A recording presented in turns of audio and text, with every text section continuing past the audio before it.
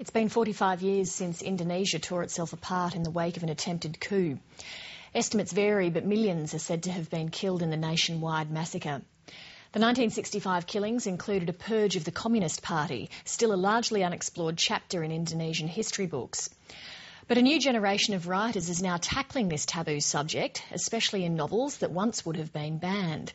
Anne-Maria Nicholson caught up with some young Indonesian writers at the Ubud Writers Festival and one old writer warrior who was sent to jail for his beliefs. In the heart of Bali, a writer once banned and jailed for his beliefs is honoured at the Ubud Writers Festival. Sito Sitamarang is one of Indonesia's most revered writers, though these days he lives in the Netherlands. The 86-year-old poet, journalist and writer was presented with a Lifetime Achievement Award, also marking the 8 years he spent in a Jakarta prison without trial. My sister's letter came along with a woven grass mat, a parcel from the village that I received in jail. This is one of the poems that Sitamarang wrote after he was freed from jail in the 1970s. His revolutionary literature and support for the overthrown President Sukarno led to his jailing under President Suharto's regime. But there were no charges, no trial. What were the things that you did that they put you in jail for? Did you ever really know? No, they're never formal legal prosecution or something. Nothing? Nothing. So I never told when I was 8 years later, After his prison term, Sitamarang was unable to find work and he moved to Europe.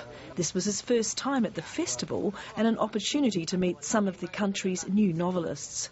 Do you think that the writers today in Indonesia are free, have free expression, true free expression? Oh, compared with Suharto's time, it's very, very free. Yeah.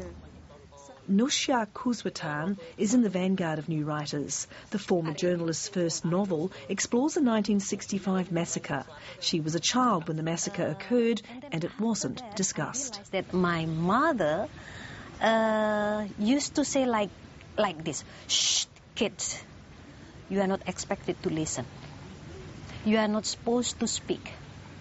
Freedom expression was banned in our house. I think because it's the impact of the national politics in Indonesia. Her book was published earlier this year and she was anxious. I was a bit scared. I was a bit scared. The state now is not like in Suharto era, but the situation in as a whole, sometimes there are some people, a group of people who are very, very fanatic in something. Do you feel that you can write whatever you want? I think so. Of course, we cannot say that it is not without any risk. Because, as I told you, that there are some groups of people in Indonesia who are very fanatics and against freedom. There are still. So Islamic groups? We can say that fundamentals. But we cannot say that it represents Indonesian Muslim. The Balinese countryside appears idyllic.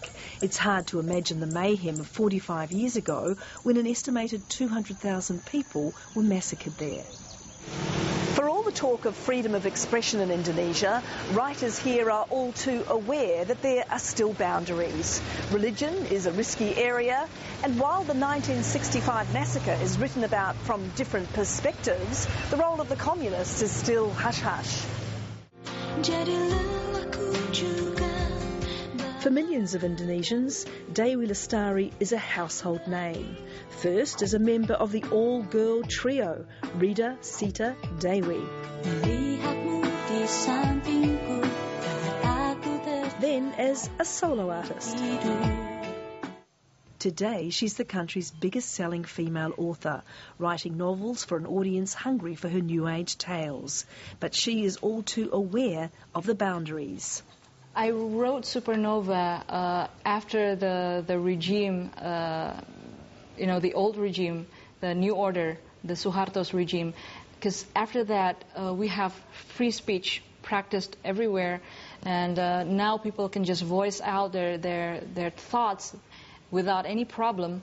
And so I'm pretty lucky to belong to that era, because I think I can say whatever I want to say without so many pressure and restraint, as long as I don't touch sensitive issues, because we also have hardliners in Indonesia who, are very sensitive about certain things. What are those issues? What are the no-go zones that you feel you have to restrain yourself? Well, you don't have to talk too much about religion, and so in my book, I write about spirituality in more universal way. I don't, emphasize on just one religion only, but it's more like life in general. So I got away with that. As Indonesia grapples with freedom of expression, its writers do too, wondering indeed whether or not the pen is mightier than the sword. Anne Maria Nicholson, Lateline.